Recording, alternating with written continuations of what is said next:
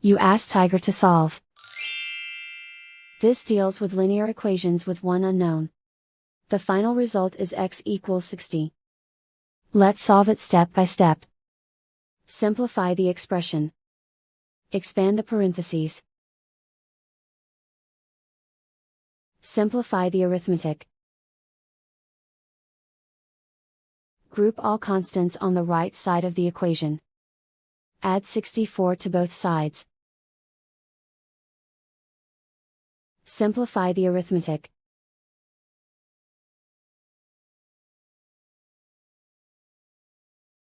Isolate the x.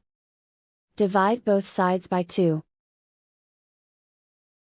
Simplify the fraction.